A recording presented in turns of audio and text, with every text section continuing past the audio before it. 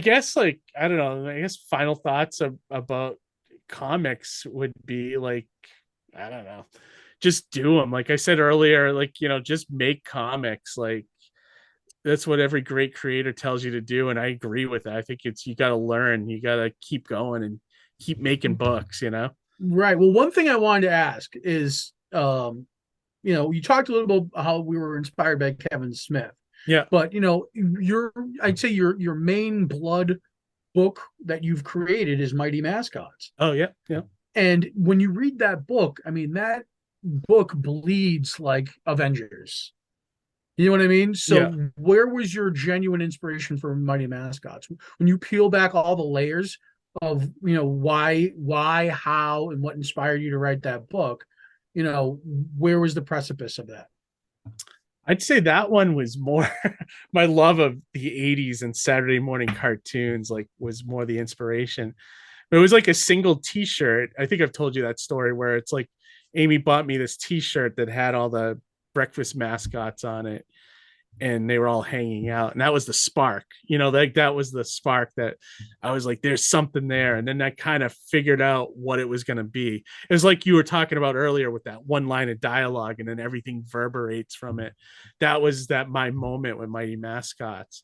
And then the superhero stuff just kind of came in. I was thinking more of them like Doom Patrol or like Metal Men, because if you think about the format of the team, you have Manny Coleman, who's the professor Right. overseeing this group of weirdos and misfits, more like Doom Patrol, but also a little bit like Metal Men with Dr. Magnus and the metal guys.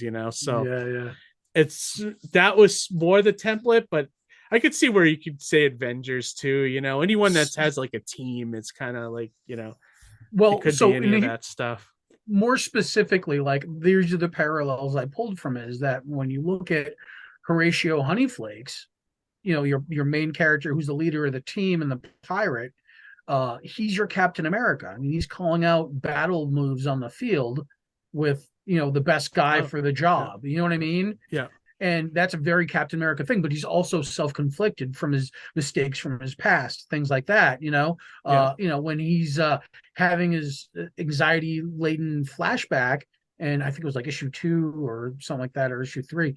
It very much harkens back to Cap lamenting over losing Bucky. right, You yeah, know what I yeah, mean? And there's a lot of like thread there. And then you look at Boxer Bear, and he's literally the Hulk, and that's the way the Hulk was treated on the Avengers. You know yeah, what I yeah, mean? Is true, like just that enforcer and that brute strength guy. yeah. And so, and I guess where you didn't think Avengers when you wrote it, I'm reading it and I'm feeling the Avengers comics I read Oh, in the past. totally can see You know that. what I Like it all mean? seeps in. Like it all, Right. it's like I feel like you when you make something, it's like a little bit of this, a little bit of that. It's like you're adding like ingredients to make this beautiful thing. And Right. that's Right. sort of But go ahead. I was just gonna say, but I'm sure it's interesting and for your perspective that where you weren't necessarily influenced by Avengers for this, that somebody who reads it comes back to Would you and would shares their influence. Yeah, and And they you're like, would oh, see I never that like saw it that way. right, right, right. Yeah, I could totally see that. And I was just looking at it as like every team needs a good strong guy, like in that, Yeah. you know what I mean? Like when you build it, it's like just that angle. But yeah, totally the Hulk. Yeah. Yeah, obviously with the savagery and not Right. talking more the Right. Hulk than I thought it was. Right. But Right. yeah, that's Absolutely. sort of like the components there, I guess. Yeah. So But I mean, you also have your obvious other, homages, like when the I forget the robot's characters' names, but when they form Voltron yeah, or your iteration of Voltron, you know what I mean? It's like, and you said it was your love letter to Saturday morning cartoons and sugary cereals and oh yeah, all that definitely. wonderful stuff we cherished as a kid. But Oh yeah, but very much told and put through a mesh strainer of superhero comic books. Your absolutely, yeah. influence, yeah, your influence is definitely apparent right there. Yeah, when I pitch it at shows, and I'll wrap it up here because I know we're running out of time. But when I pitch it at the shows, it's more like if you took Saturday morning cartoons and jammed it with Avengers or Justice League, and that's what you get when Mighty Mascots, written in like that style of those comics I grew up with as well. Like I love those the way Roy Thomas or even like Doug Moench or any of the Bill Mantlo, all those guys used to write. J.M. DeMatteis used to write superhero comics in that era of when we were growing up. And yeah, just want to get back to that style of writing. So that's sort of what Mighty Mascots is.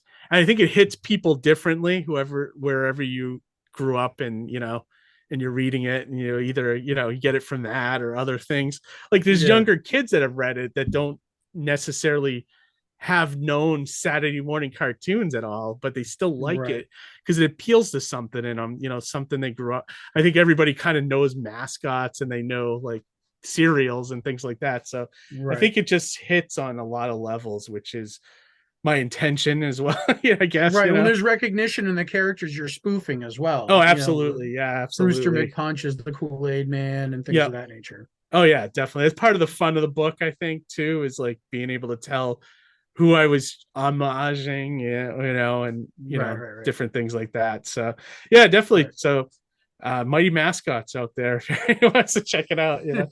Keith, thank you for talking today. And one thing I want to just compliment, and I can compliment you forever, Keith. But one thing I just want to compliment is that I think your work encapsulates comics so beautifully. Like you said, it's a homage of so many different things, but it's a comic that if you pick it up, it's almost timeless. Okay. Thanks. And it's it comes from being a genuine comic creator, I think. Awesome, dude. And thank you for talking to me today too, Johnny. And same thing. The thing I really like about your books in particular is the horror stuff that you do. The characters that are at the core of those, like you capture the humanity of the the regular characters in the story, like Pete and is it Max? I'm blanking on the other dudes. Pete and Matt from Pete and Matt. I knew it was an M word. Like their friendship, it ties that whole book together. The pond, I love the cop and his daughter. I love that whole thing. Like you capture what's great about horror movies. Like you have likable, relatable characters, and then the horror just complements that so well. So keep doing horror books, dude, because you're good at Thanks, them. Man. So thanks, man. Yeah. Well, it's that's clearly the stuff I love is I put on page. Like my emotions are on my sleeve. Yeah, definitely. Yeah. So and that's why we click so well. So hells yeah.